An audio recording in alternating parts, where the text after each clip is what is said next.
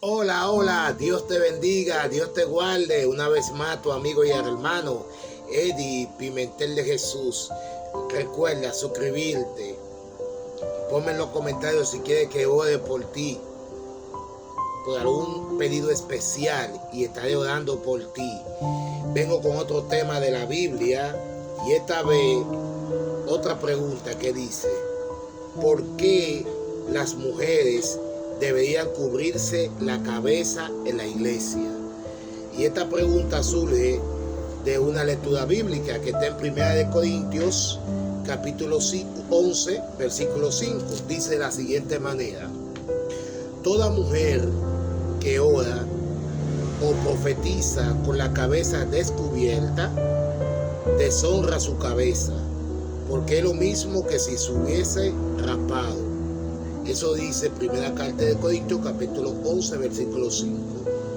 Durante muchos años, la mayoría de los adventistas del séptimo día interpretaron este versículo con el significado de que las mujeres debían vestir un sombrero al asistir a la iglesia. Se suscitó considerable discusión cuando un gran número de mujeres, principalmente las mujeres más jóvenes, comenzaron a aparecer sin sombrero en la iglesia. Actualmente, la mayoría de las mujeres que asisten a un servicio de culto adventista el séptimo día no llevan un sombrero. ¿Por qué no?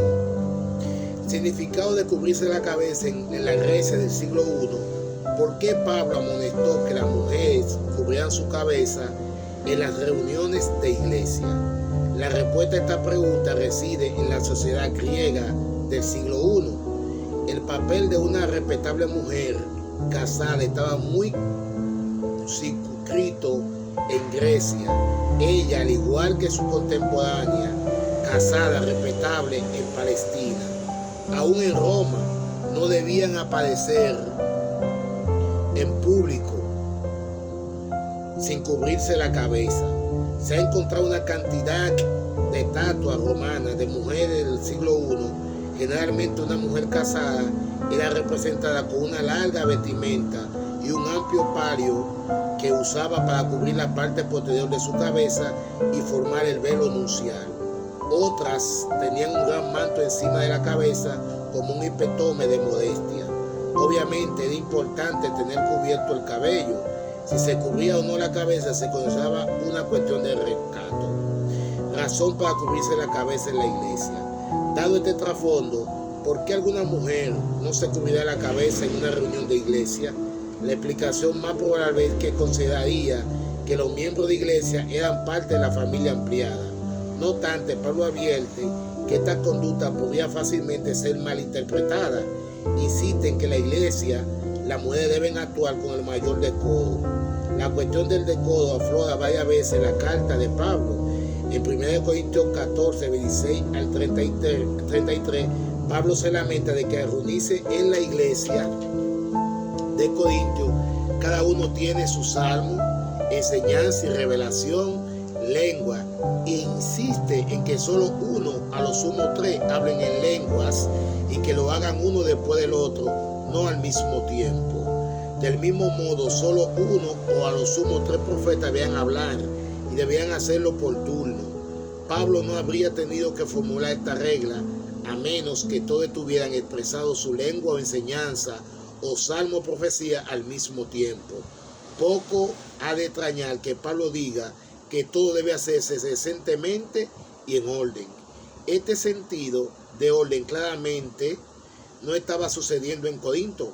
Es razonable suponer que Pablo consideraba que el hecho de que las mujeres no cubrieran la cabeza era parte de este problema más amplio. Los cristianos en Corinto no estaban actuando con decoro, por causa de que Dios es un Dios de paz y no de confusión. Los cristianos deberían adorar en una forma adecuada a su naturaleza con decoro. Lección para hoy. Este pasaje de primera carta de Corintios capítulo 11 versículo 5 es un excelente ejemplo de hecho de que buena interpretación bíblica usa el contexto histórico para comprender el texto.